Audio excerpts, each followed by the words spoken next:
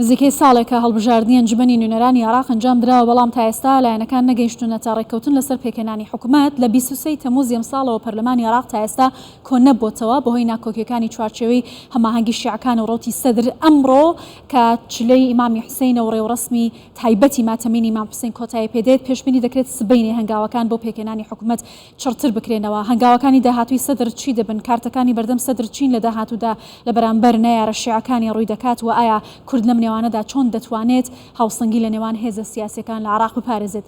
زیاتر قسە دەکەم بەڕێز شیایی تەیمور، ئەندامی ئەنجومەنی نوێنەرانی عێراق لە فراکسیۆنی پارتی دموکراتی کوردستان لە دهۆکەوە لەگەڵم دەبێت. ئەم کاتت باش بەخێر بێی بۆ کوردستان 24. ئەمەوێ بۆچوونی بەڕێزت سەبارەت بە هەنگاوەکانی پێکەنانی حکوومەت بزانم. چوارچێوەی هەماهەنگی دەڵێت کە لە دوای ئەم چلەی ماتەمینی ئیمام حوسێن هەوڵ دەدەن کە پەرلەمان کۆبێتەوە، پۆستی سەرۆکوەزیران و سەرۆکۆماری یەکلایی بکرێتەوە. ئایا ئەمە بەم ئاسانیە دەکرێت یا ئاستەنگی دیکەی دەکەوێتە بەردەم؟ بله، ام کاتت باش و کاتکانی همو بینرانی کانالی کردستان 24 خوش بن انشالله.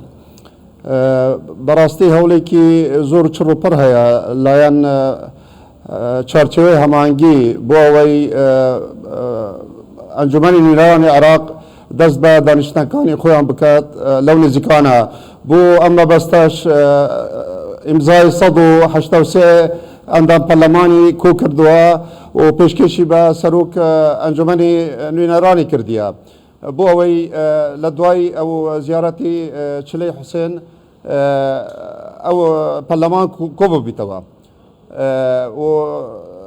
بەڵام ئێمە وەکو فراکسیۆنی پارتی دموکراتی کوردستان ئەو ئیمزامان نەکردیە لەسەر ئەو داواکاریە. بەڵێ، بۆچی ئیمزاتان لەسەر داواکاریەکە نەکردووە؟ ئەگەر کۆبوونەوەی پەرلەمان دوای مەراسمی ماتەمینی ئیمام حوسێن بەڕێوە بچێت، پارتی دموکراتی کوردستان ئامادەی دانیشتنی پەرلەمان نابێت؟ ئێمە هیچ گرفتمان نییە ئامادەی دانیشتن بین، بەڵام نامانەوێت ببینە لایەنێک لەو کێشەی کە هەیە بەینی شیعە. دەمانەوێت هەر کۆبوونەوەکی یان بڕیارێکی چارەنووس بۆ ئەو قۆناغا دوور نەبیت لە ڕاوبووچوونی سەید سەدر و ڕەوتی سەدر، چونکە ئەوانە هێزی کاریگەرن و کاریگەرێکی زۆریان هەیە لەسەر شەقام. هەر هەنگاوێک بەبێ ئەوانە لەوانە مەشهەدەکە ئەو واقعی هەیە بەرەو خراپتر ببات.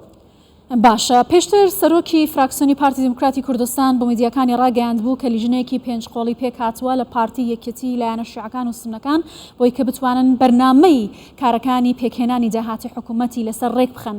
ئەم لیژنەیە کارەکانی دەستی پێ کردووە، دەتوانێت کاری گەر بێت لە چارەسەرکردنی ئەم کێشانە؟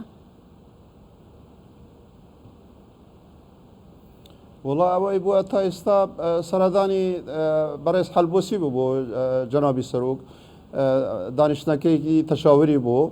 دیسان دانیشتنەکانی بینی پارتی و یەکەتی نیشتیمانی کوردستان بوو بۆ ئەوەی هەلویستی هێز و لایەنە کوردیەکان بە تایبەت هەردوو هێزی سەرەکی یەک بخرێت بە یەک دەنگ و بە یەک دڵ بچنە بەغدا بۆ ئەوەی بەرژەوەندی ملەتی کورد واو دەستکەوتانەی کە هەیە بپارێزن. هەوڵ زۆرن، بەڵام هیچ جارێ هیچ لەسەر واقع لەسەر ئەرز دیار نییە. بە تایبەت ئەو ماوەیە کە فترەی زیارەی چلەی حوسێن بوو، ڕەوتی سەدر بێدەنگی هەڵبژارد بوو، ئیتر نازانین بیرروبووچوونی ئەو چۆن دەبیت، ڕەتفعلی چۆن دەبیت بەرامبەر ئەو دانیشتوانە و ئەو داڕوستانانی کە هەیە بینی لایەنە سیاسیەکان.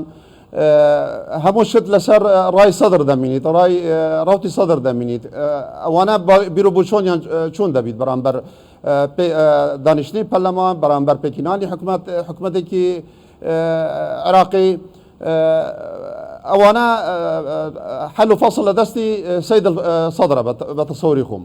بەڵێ، لە 11 ئەیلول سەرۆک بارزانی لەگەڵ محەممەد حەلبوسی و خەمیس خەنجەر کۆبووەکو لایەنە سوننەکان بۆی کە لەسەر میکانیزمەکانی چۆنێتی هەڵوەشانەوەی پەرلەمان و پێکێنانی حکوومەت ڕێککەون. ئایا لە دوای ئەم کۆبوونەوانە هیچ لایەنێکی شیعی لەگەڵ پارتی دموکراتی کوردستان لەسەر ئەم بابەتە قسەی کردووە؟ پێتان وای ئەم هەنگاوانەی سەرۆک بارزانی دەتوانێت ئەم بابەتە گرێکوێرانەی کە لە پێکێنانی حکوومەتی عێراق تا ئێستا هەیە بیکاتەوە، بەلایەکدا یەکلایی بکاتەوە؟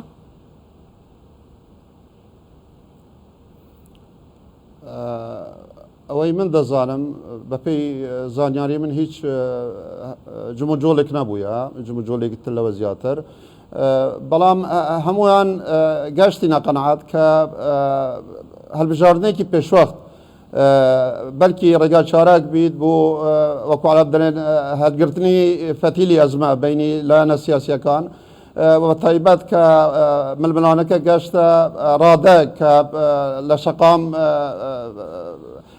با بڵین خۆپێشاندانی سلمی دەرچوو بۆ تەقەکردن و خوێن ڕێشتن ئیتر هەمویان گەشتی نەقەنەعەت هەڵبژاردنێکی پێشوەخت بێتە کردن لە عێراق بەڵام لەسەر ئەوە جیاوازن ئێکرانین ئایا وەکو سەیدە سەدر داوا دەکات کازمی ئەو مەرحەلە بەڕێوە ببات حکوومەتێکی انتقالی بۆ ماوەی ساڵێک یان ساڵ و نیوێک بەرهەفکاری بکرێت بۆ انتخاباتێکی پێشوەخت یانیش ئەوانە ئیتاری تەنسیقی کەسانێک دەستیشان بکەن کە ئێستا محەممەد شیعەتی سوودانیە حکوومەتی پێکبینیت و ئەو قۆناغا بڕێوە ببات پێم وایە گرفتی سەرەکی و خلافی سەرەکی ئەوەیە. باڵێ بەڕێز چیایی تەیموور ئەندامی ئەنجومەنی نوێنەرانی عێراق لە فراکسیۆنی پارتی دموکراتی کوردستان سپاس لە دهۆکەوە لەگەڵمان بووی.